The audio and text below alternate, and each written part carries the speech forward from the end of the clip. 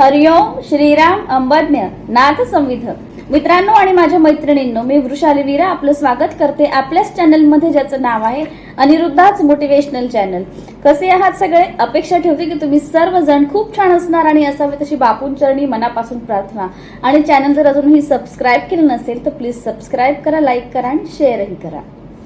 तर आत्ताच येत्या मंगळवारी म्हणजे जो मंगळवार गेला त्या मंगळवारी हनुमान पौर्णिमा होऊन गेली, बरोबर आहे. तर या हनुमान पौर्णिमेला सगळ्यात जास्त पठण केलं जातं ते हनुमान चालीसेचं.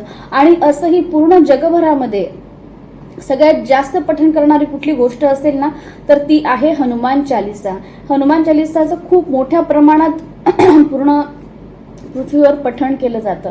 तर या हनुमान चालीसेबद्दलच आपला आजचा व्हिडिओ असणार आहे की हनुमान चालीसेला हनुमान चालीसा का म्हटलं जातं, हनुमान चालीसा कोणी लिहिली आहे, त्याच्यानंतर हनुमान चालीसेचं एवढं महत्त्व का आहे आणि हनुमान चालीसा आपल्या जीवनावर कसा प्रभाव टाकते किंवा इतकी प्रभावी का आहे हनुमान चालीसा.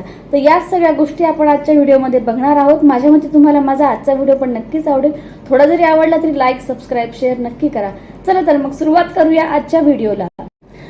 आपल्याला माहिती आहे की जगात सगळ्यात लोकप्रिय आणि अत्यंत प्रभावी असं कुठलं स्तोत्र असेल तर ते हनुमान चालीसा आहे. हे जे वाचत असतील ना त्यांनाच याचे फायदे, गुण आणि महत्त्व माहिती आहे. ठीक आहे, बरोबर. कारण की जो हनुमान चालीसा म्हणतो त्याला त्याचे अनुभव आल्याशिवाय राहत नाही. म्हणून सांगते, जर कोणी पण अजून जर म्हणत नसेल तर प्लीज तुम्ही म्हणायला सुरुवात करा. आणि म्हणूनच बापूंनी आपल्याला हनुमान चालीसा म्हणायला सांगितलेली आहे. तर कारण पण मी तुम्हाला पुढे सांगते की का आपल्याला सांगितले असेल बापूंनी हनुमान चालीसा म्हणायला. ठीक आहे, तर हनुमान चालीसा हे अत्यंत लोकप्रिय असं स्तोत्र आहे. या स्तोत्राची रचना किंवा या हनुमान चालीसेची रचना गोस्वामी संत श्री तुलसीदास यांनी 16व्या शतकात केलेली आहे. आता आपण बघूया की हनुमान चालीसेला हनुमान चालीसा का म्हटलं जातं. तर या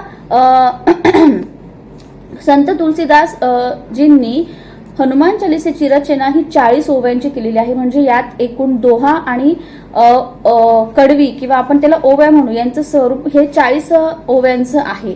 आणि त्याच्यामुळेच आपण याला हनुमान चालीसा असं म्हणतो, बरोबर आहे. तर रामभक्त श्री हनुमानांना प्रसन्न करण्याचे किंवा त्यांची कृपा प्राप्त करून घेण्याचा अगदी साधा सरळ सोपा मार्ग म्हणजे हनुमान चालीसेचं नित्य पठण. बाकी पण हे जी हनुमान चालीसा आहे ते नित्य पठण आपण त्याचं करायलाच पाहिजे आणि त्याचे अनुभव आल्याशिवाय राहत नाही.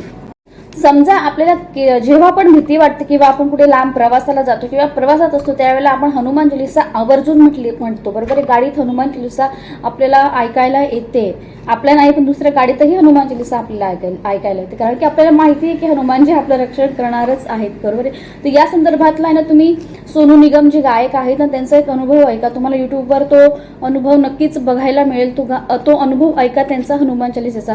खूप सुंदर आणि खूप छान अनुभव आहे त्यांचा. तर असं की आपल्याला भीती वाटली की आपण हनुमान चालीसेच्या पठणाला लगेच सुरुवात करतो. म्हणजे आपसुकती हनुमान चालीसा आपल्या तोंडात येते किंवा आपण म्हणायला सुरुवात करून देतो. आणि लहानपणी पण बघा ना, आपण समजा सगळे मित्रमैत्रिणी कुठे फिरायला गेलो किंवा कुठे खेळत वगैरे असून आपल्याला भीती वाटली की आपण जोरात जय बजरंगबली असं म्हणायचं, बरोबर आहे. आणि असं म्हटल्याबरोबर आपली भीती बऱ्यापैकी पळून जायची. कारण की आपल्याला माहिती की हनुमंत हे शक्तीचे दैवत आहेत, बरोबर आहे. शक्तीचे दैवत आहेत आणि त्याचबरोबर ते प्रचंड ज्ञान आणि समृद्धी देणारे पण आहेत. त्याच्यामुळे आपण हनुमान चालीसा खरंच म्हटलीच पाहिजे. आपल्याला माहिती की हनुमानजी हे प्रभू श्री रामचंद्रांचे परम भक्त आहेत, बरोबर आहे. आणि म्हणून जिथे कुठे प्रभू श्री रामचंद्रांचे भजन कीर्तन स्मरण सुरू असतं ना तिथे हनुमंत कुठल्या ना कुठल्या प्रकारे उपस्थितीही लावतच असतात.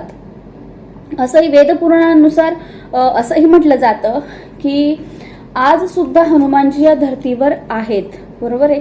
आणि कलियुगाच्या अंतापर्यंत ते असणार आहेत.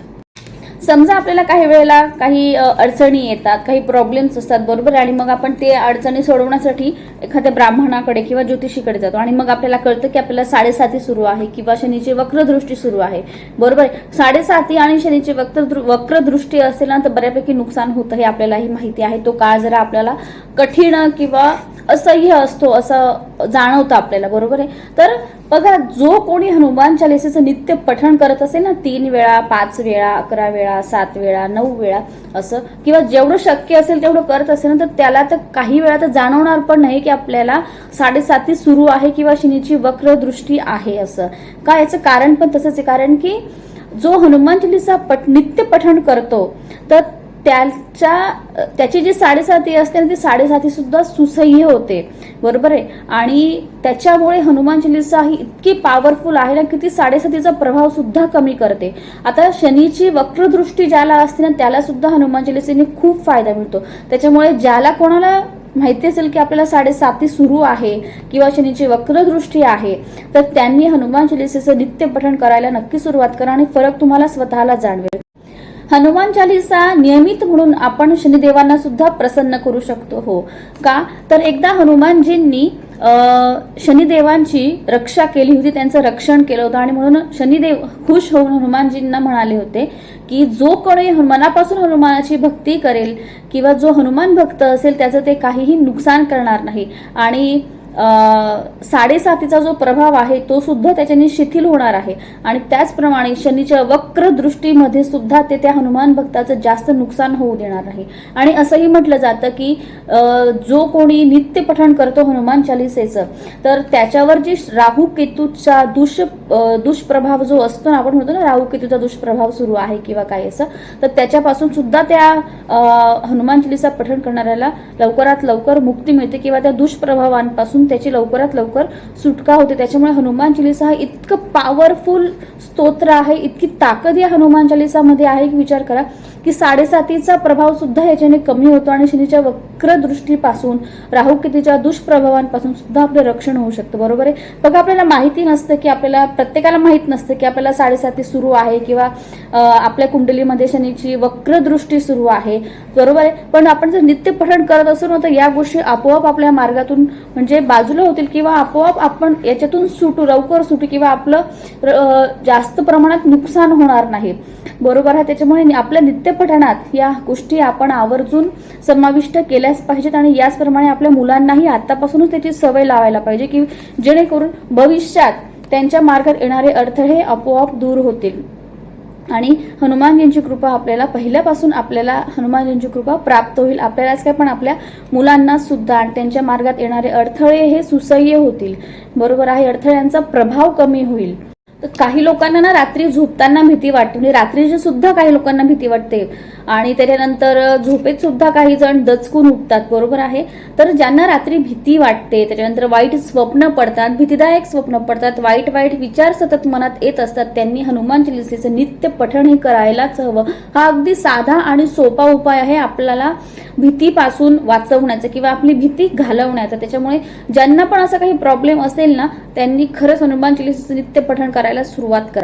आता आपण बघूया की आपण हनुमान चालिसा का म्हणायला पाहिजे किंवा हनुमान चालिसेच्या नित्य पठणाने आपल्या जीवनावर काय परिणाम होतात, बरोबर आहे. तर सगळ्यात महत्त्वाची गोष्ट म्हणजे हनुमान चालिसेच्या नित्य पठणाने आपला आत्मविश्वास वाढतो, आपला कॉन्फिडन्स वाढतो.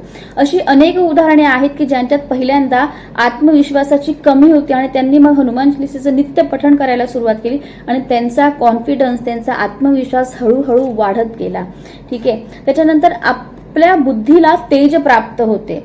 आपण काय करावं किंवा आपण काय करू शकतो याचं ज्ञान माणसाला होतं, ठीक आहे. आपली बुद्धी जागृत होते हनुमान चालिसेच्या नित्य पठणाने. त्याच्यामुळे आपण काय करू शकतो याची जाणीव त्याला होते, आपल्या कर्तव्याची जाणीव त्याला होते. त्याच्यानंतर हनुमान चालिसेने बुद्धीला तेज प्राप्त होतं, महत्वाचं म्हणजे, ठीक आहे. आपली स्मरणशक्ती वाढते आणि सगळ्यात महत्वाचं म्हणजे आपलं कॉन्सन्ट्रेशन वाढतं, एकाग्रता वाढते. त्याच्यामुळे जे पण कोणी विद्यार्थी असतील, ज्यांना आपल्या अभ्यासात यश हवं असेल, आपल्या कुठल्या कामात यश हवं असेल, खास करून विद्यार्थ्यांनी, जे कोणी अभ्यास करतात ना, त्यांनी हनुमान चालिसा ही नित्य पठण करायलाच हवं. तुम्ही केव्हाही म्हणू शकता, तुम्ही अभ्यासाला बसण्याच्या अगोदर म्हणा, अभ्यास झाल्यावरती म्हणा, रात्री झोपताना म्हणा, पण म्हणा. आणि याचे फरक तुम्ही स्वतः अनुभवा. तुम्हाला जर तुमची बुद्धी प्रखर करायची असेल, तुमच्या बुद्धीचा विकास करायचा असेल, भविष्यात यशस्वी व्हायचं असेल, तर हनुमान चालिसेशिवाय पर्याय नाही, याची जाणीव ठेवा. खरं सांगते, तुम्ही स्वतः हनुमान चालिसेचं नित्य पठण करायला सुरुवात करा आणि फरक स्वतः अनुभवा.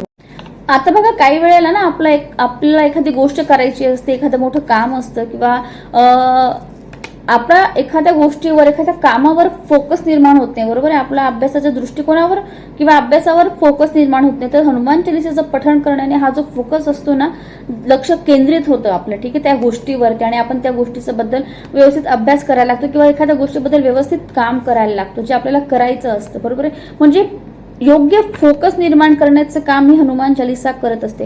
हनुमान चालिसेने आपली मानसिक स्थिरता वाढते, आपली एकाग्रता वाढते, आपलं मन शांत राहतं आणि आपल्या एखाद्या कामावरती किंवा एखाद्या गोष्टीवर फोकस निर्माण केला जातो.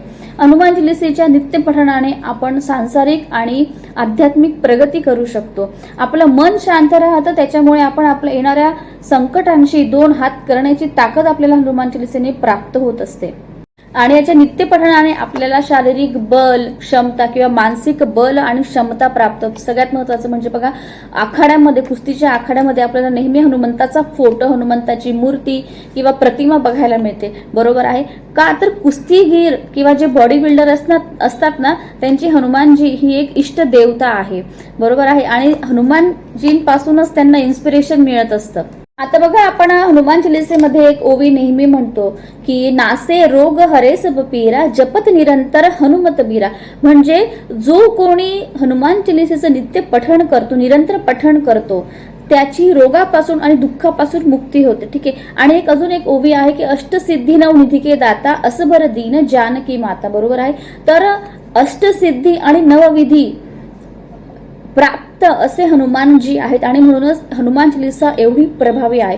तर ही जी अष्टसिद्धी आणि जी नवनिधी आहे ना, तर त्याबद्दलचा एक स्पेशल व्हिडिओ मी बनवणार आहे, तो पण बघायला विसरू नका. त्याच्यामध्ये हनुमानजींना कुठल्या अष्टसिद्धी प्राप्त होत्या, कुठल्या नवनिधी प्राप्त होत्या, तर त्याबद्दल मी तुम्हाला सांगेन आणि ते पण तुम्हाला नक्कीच आवडेल. आता बघा, हनुमान चालिसा म्हणण्याचं सगळ्यात महत्त्वाचं कारण म्हणजे हनुमान चालिसा म्हटल्याने ज्यावेळेला आपण हनुमान चालिसा म्हणतो त्यावेळेला आपल्या अवतीभोवती जी स्पंदन निर्माण होतात ना, हनुमान चालिसेमुळे आपल्या अवतीभोवती जी स्पंदन निर्माण होतात, जे आपलं संरक्षण कवच निर्माण होतं, संरक्षण किंवा आवरण निर्माण होतं, तर त्याच्यामुळे आपलं नकारात्मकता, दुष्ट प्रवृत्ती किंवा आपण म्हणतो ना दुष्ट आत्मा यांच्यापासून आपलं संरक्षण होतं. तर आता आपल्याला कळलंच असेल की हनुमान चालिसा इतकी महत्त्वाची का आहे किंवा इतकी प्रभावी का आहे. अष्टसिद्धीमुळे किंवा नवनिधीमुळे ती अधिक प्रभावी बनते, ठीक आहे. त्याच्यामुळे हनुमान चालिसा ही आपण तर काय, पण आपल्या मुलांना सुद्धा आवर्जून म्हणायला सांगायलाच हवी, ठीक आहे. चला तर मग आज पुरता एवढंच. कसा वाटला तुम्हाला माझा आजचा व्हिडिओ? थोडा जरी आवडला असेल तरी प्लीज लाईक, सबस्क्राईब, शेअर नक्की करा. काही चुकलं असेल तर क्षमस्व. भेटूया नेक्स्ट व्हिडिओमध्ये अशाच एका छानशा विषयासोबत. आणि हनुमान चालिसा जर करत नसाल तर आजपासून करायला नक्की सुरुवात करा आणि फरक स्वतः अनुभवा. चला तर मग भेटूया नेक्स्ट व्हिडिओमध्ये. तोपर्यंत हरिओम श्रीराम अंबज्ञ नाथ संविध.